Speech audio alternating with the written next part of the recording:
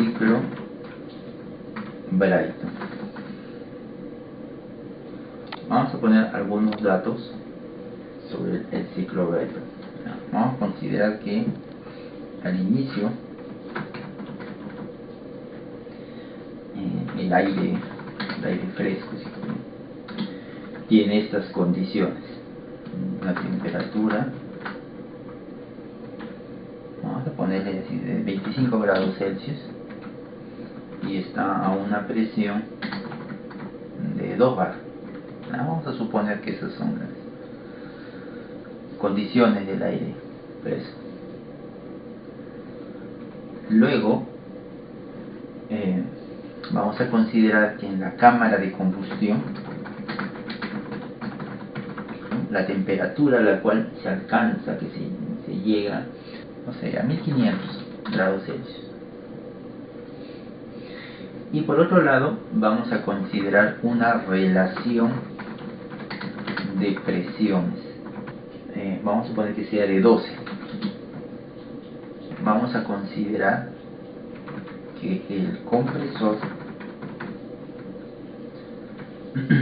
tiene una eficiencia, vamos a poner el compresor viene del 80%, y que el expansor tiene una eficiencia del 70%. Aquí están los 4 procesos. Entonces tenemos el primer proceso, es una compresión. El segundo proceso es un calentamiento. El tercer proceso es una expansión. Y el último proceso es un enfriamiento. El calentamiento nosotros lo consideramos como un proceso isobárico, al igual que el enfriamiento. Si esto fuese un ciclo Brayton ideal, entonces la compresión y la expansión serían isentrópicos, o sea, serían así, ¿no? Isentrópicos, si es que fuese un ciclo Brayton ideal. Después lo vamos a ver cómo es. O mejor, a ver, de una vez. Mira, voy a ponerlo así. Me van a disculpar que lo esté moviendo esto por aquí abajo. Se me acaba de ocurrir ahorita. Aquí voy a poner ciclo Brayton ideal. Y después, luego, voy a hacer la comparación con el ciclo Brayton real. Ahí donde entran las eficiencias del compresor y el expansor. Entonces vamos a hacer un doble aquí. Voy a poner esto por acá. Listo. Entonces necesito aquí, como es ideal, aquí sí es isoentrópico. Y aquí la expansión también es isoentrópica. Aquí solamente el calentamiento y el enfriamiento no es isobárico. Muy bien. Entonces voy a colocar aquí la temperatura, la presión. Voy a agregar unas cuantas líneas. No, perdón. Ya, es todo nomás suficiente. Como este es un proceso abierto, tal vez ayudaría también la entalpía. Bueno, puede ayudar un poco la entalpía, y suficiente con 3. El volumen no es tan necesario. Entonces, y por aquí voy a colocar el flujo de trabajo, o el trabajo producido, mejor dicho, y el calor también. Si revisas la ecuación de la primera ley de la termodinámica, vas a encontrar, para sistemas abiertos, ojo, cuando vimos la unidad número 2, vas a encontrar esta expresión. Claro, acá falta, ¿no?, la energía cinética, la energía potencial, eso lo estamos simplificando. Entonces me voy al termógrafo. A ver, modelo real, fluido, aire estándar, diagrama, temperatura, entropía, unidades, bueno, la temperatura en Celsius, la masa en kilogramos, kilojoule, ¿está bien? Acepto. Y ahora análisis del sistema, y aquí no, tengo que escoger este, volumen de control. Volumen de control es para sistemas abiertos, como el ciclo Bright. Y acá tengo dos opciones, energía o potencia. Si es energía, esto va a estar en kilojoule por kilogramo. Si es en potencia, va a estar en kilowatts, y acá kilogramos por segundo. En realidad puedes hacer cualquiera de los dos, ya no hay ningún problema. Si te fijas aquí en este enunciado, yo no he colocado cuánto es el flujo del fluido que circula por todo este circuito, cuántos kilogramos por segundo está pasando. No lo he colocado, pero si gusta puede colocarlo, no habría ningún problema. Como no lo he colocado, puedo utilizar un flujo base, 1 kilogramo por segundo, flujo base. Pero si no quieres complicarte, y dado que acá hemos puesto, mira, kilojoule por kilogramo hemos puesto, entonces escoge energía, y ahí tienes kilojoule sobre kilogramo. ¿Okay? En cuanto a la convención de signos, acá sí, nosotros trabajamos con la convención actual. Bien, aceptamos. Listo. Ahora voy a colocar el estado 1. Aunque miren, Thermograph tiene ya incorporado el ciclo Brighton, solo que no está con ese nombre. ¿Ya? Si tú te fijas aquí en el ciclo Brighton ideal, el ciclo Brighton ideal es la combinación de dos procesos isentrópicos con dos isobáricos. ¿Ok? Entonces mira, voy acá, dice nuevo ciclo, y aquí fíjate, vamos a buscar. Aquí está, el tercero, isóbaros adiabáticos, o sea, es procesos isobáricos y procesos adiabáticos, los dos de cada uno, pues, ¿no? Este es el ciclo Brighton. Entonces selecciono, hago un clic en cualquier parte, no acá abajo, no en la región de crisis, sino aquí arriba. Hago un clic en cualquier parte y muevo hacia arriba, cualquier parte, no se preocupe de eso, después lo arreglamos. Ya está. Ahora bien, en el ciclo Brighton, en el ciclo Brighton, el calentamiento está a una temperatura superior al enfriamiento, ¿no? Y sí que esta flecha que va de izquierda a derecha está encima de la flecha que va de derecha a izquierda. Ahí, entonces aquí está al revés, ¿eh? Entonces esta flecha roja lo voy a poner hacia acá arriba. Ahí está. Ahora sí, voy a hacer un zoom. No se preocupe, usted solamente lo va a tener diferente, no se complique en eso. Después lo vamos a todos a alinear. Ahí está la flecha, ¿ve? Que es el calentamiento, y esta que está aquí es el enfriamiento. Y ahí están los dos procesos isoentrópicos. Y bueno, aquí fíjense que el estado 1, si te fijas acá, es similar a como nosotros estamos trabajando. Nosotros el estado 1 también está aquí, 1, 2 hacia arriba, entonces aquí también 1, 2 hacia arriba. Aquí está bien, no hay que arreglar la numeración. Ahora lo que voy a hacer es fijar los puntos, pero para eso primero aquí me había olvidado, me parece. Tengo que ir colocando los datos. Bueno, a ver, ¿qué datos conozco? La temperatura del estado 1, sí, es 25 grados Celsius, correcto. La presión es 2 bar, ya está, es el aire fresco. ¿Qué otro dato más conozco? La temperatura en la cámara de combustión, o sea, la temperatura acá. O sea, la temperatura en el punto 3. La temperatura en el punto 3, aquí está, debe ser igual a 1500 grados Celsius. Muy bien. ¿Qué otro dato más conozco? La relación de presiones. ¿Qué relación de presiones es esta? Esta relación de presiones se refiere a esto de aquí. La relación de presiones. Esto es la presión en el calentamiento sobre la presión en el enfriamiento. A esto se refiere con esta relación de presión. ¿Y cuál es la presión en el calentamiento? Es en la cámara de combustión. La presión que hay aquí, o sea, en esta etapa 2.3, sobre la presión que hay aquí en esta etapa 4.1. Porque estas dos ocurren a presión constante. Entonces quiere decir que aquí la presión en el calentamiento es 12 veces más que la presión en el enfriamiento.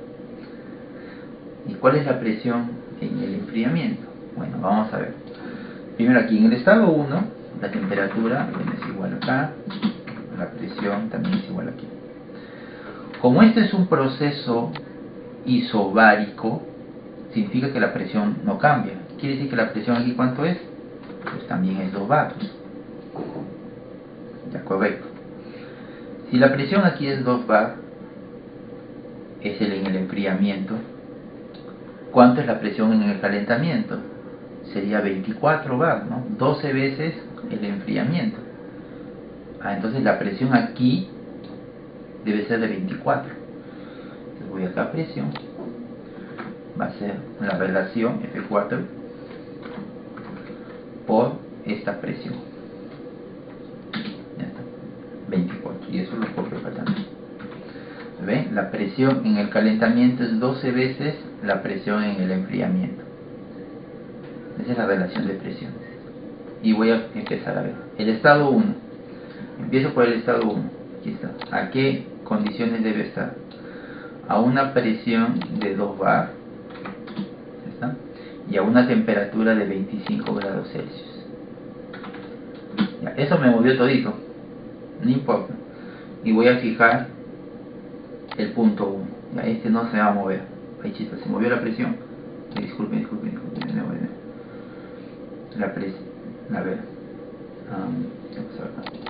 2 bar. Allá. Ya, lo que pasa es que está fijada la entropía. Ya, vamos a hacer lo siguiente.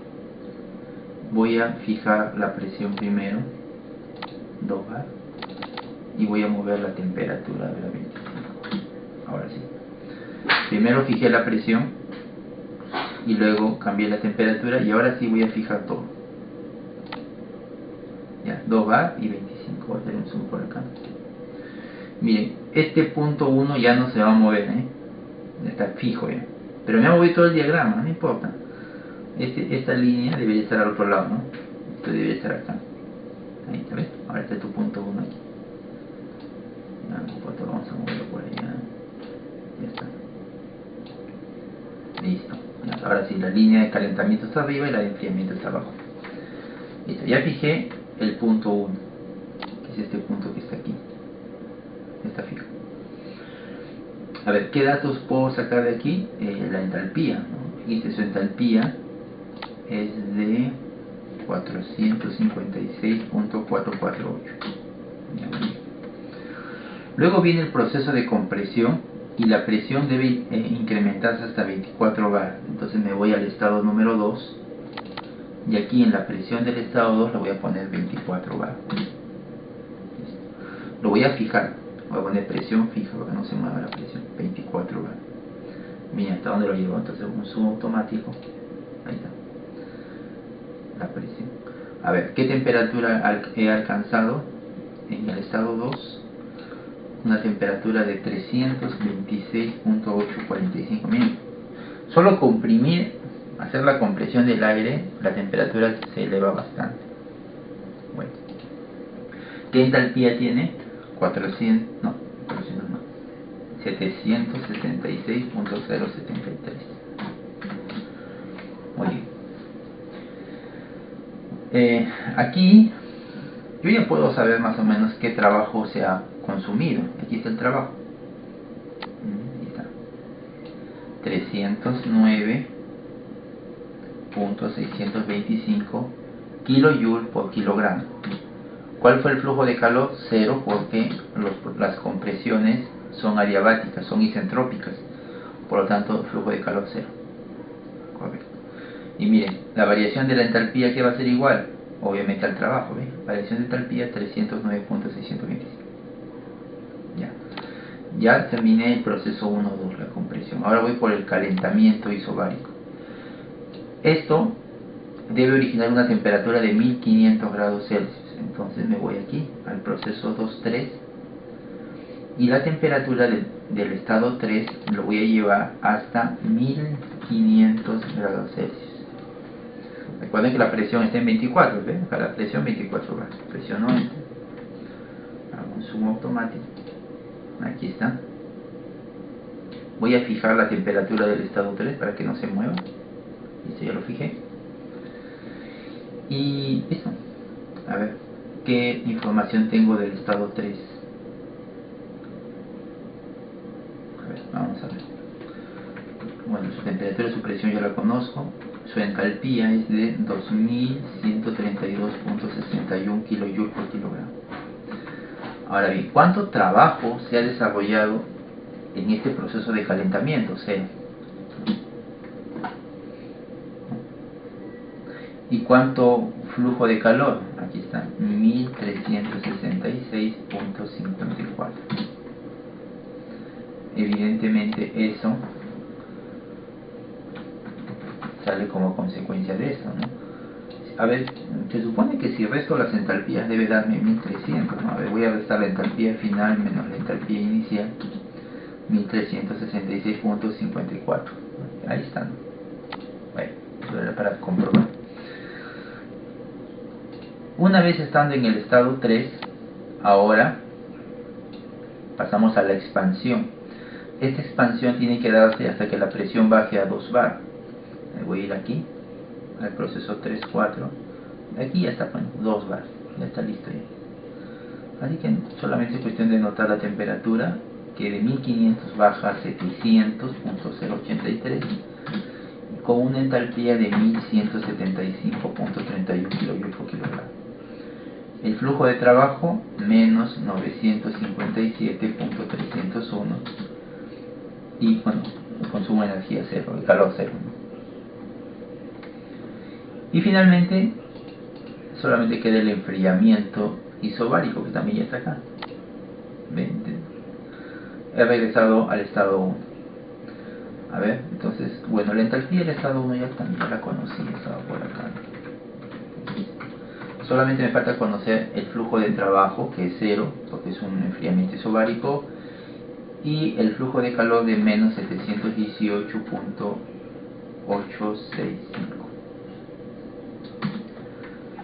Muy bien. Ahora ya tengo toda esta información. Ahora vamos al ciclo. ¿Cuánto trabajo ha producido, se ha desarrollado en todo el ciclo? Para ello tengo que sumar todos los trabajos, ¿no? El trabajo del compresor y el trabajo del expansor. Menos 647. Como se dan cuenta, el compresor requiere 309 y el expansor genera 957. O sea, se genera más trabajo que lo que el compresor necesita. Por lo tanto, tienes un trabajo efectivo de 647 kJ. Negativo porque es energía que sale del sistema. Ese es el trabajo. Y el calor, bueno, el flujo de calor, eso viene de la fuente. Kilojoule por kilogramo. Eso va a ser igual a este trabajo, al calentamiento nada más. 1366. Es decir, para que la cámara de combustión llegue hasta los 1500 grados Celsius, obviamente partiendo de esa temperatura, ¿cuánto combustible debes utilizar? Acá. ¿Cuánto combustible debes usar para que los gases que salen de la cámara estén a 1500 grados Celsius? Bueno, la cantidad de combustible que se debe utilizar es aquella que te garantice esta cantidad de energía. 1366 kJ por cada kilogramo, no de combustible, sino por cada kilogramo de aire que está circulando por aquí. Ahora, ¿cuánto combustible, una vez que lo queme, me va a generar esta cantidad de energía? Y ese es otro cálculo. porque eso depende mucho. Ojo, no todos los combustibles generan la misma cantidad de energía. Tú puedes tener un mol de diferentes combustibles, pero cada uno de ellos te va a generar diferente cantidad de energía, no es igual. Entonces ya tengo aquí el flujo de calor necesario, por lo tanto la eficiencia de este proceso va a ser igual al trabajo, al valor absoluto del trabajo entre el flujo de calor en la cámara de combustión, 47%. Este proceso Brayton ideal te está generando esta cantidad de trabajo con este consumo de energía, y eso te da esta eficiencia. Si consideramos que tanto el compresor como el expansor no se comportan idealmente, sino más bien tienen una eficiencia, entonces el ciclo Brayton cambia, ¿no?, a esta forma, como ven aquí. Entonces los datos son similares en cuanto al gas en el punto 1, la presión que alcanza el gas luego de la compresión, la temperatura que alcanza el gas luego del calentamiento, y bueno, evidentemente regresamos al estado 1. Pero ahora se va a incluir la eficiencia tanto del compresor como del expansor. Entonces teníamos este diagrama. Voy a hacer una copia de este diagrama aquí. Si gusta, la primera pantalla, la pantalla 1, acá ustedes pueden poner un nombre. Voy a poner Brayton ideal, y a la pantalla 2 le voy a poner Brayton real. Entonces en esta segunda pantalla voy a agregar las eficiencias tanto del compresor como del expansor. Aquí el compresor, clic derecho, le agrego la eficiencia que es del 80%. Entonces le agregamos la eficiencia al compresor 80% y al expansor 70%. Noten que las presiones, tanto en el calentamiento 24 bar como en el enfriamiento 2 bar, eso permanece constante, eso no ha cambiado. Bueno, ya con esto entonces ya podemos completar esta tabla con algunos resultados. Veamos. El estado 2 tiene una presión de 24 bar, correcto, y su temperatura es 399.375. Eso le da una entalpía de 843.48, y se tiene un trabajo aplicado de 387.032 kilojoule por cada kilogramo de aire, ¿no? Kilojoule por cada kilogramo. Flujo de calor no hay, 0. El estado 3, vamos a ver aquí el estado 3, su temperatura 1500, correcto, presión 24, entalpía 2132.61, y en el proceso 2.3, que es un proceso de calentamiento, tenemos la expansión del gas. Esto no es, disculpe. Aquí, el proceso 2.3, este de aquí,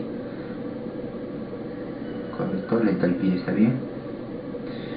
Y aquí tenemos que el trabajo, o sea, no hay trabajo aplicado porque solo es un proceso de calentamiento, así que trabajo 0. Y la cantidad de energía en forma de calor que recibe el gas, el aire, producto de la combustión, es 1289.13 kilojoule por cada kilogramo de aire. En el proceso 3.4 tenemos que la temperatura del gas llega a 947.928 Celsius, la presión 2 bar, con una entalpía de 1462.5. Y finalmente, en el proceso 4.1, que vendría a ser la eliminación de los gases de combustión y la admisión de aire fresco, esto no genera un flujo de trabajo, pero sí una pérdida de energía, que lo podemos expresar en forma de energía térmica o en forma de calor. El hecho de eliminar gases calientes y recibir aire fresco, eso equivale a una pérdida de energía en forma de calor de 1006.06 kJ. La cantidad de trabajo aplicado o la cantidad de trabajo obtenido es de 283 kJ por cada kilogramo de aire. Fíjense que menos que el proceso ideal, que es de 647.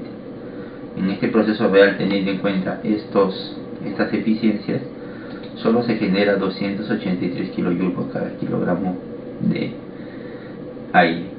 La cantidad de calor que se debe suministrar, y eso está relacionado con la cantidad de combustible que se debe utilizar, es de 1289 kJ por cada kilogramo de aire. Es la cantidad de energía que recibe producto de la combustión el aire.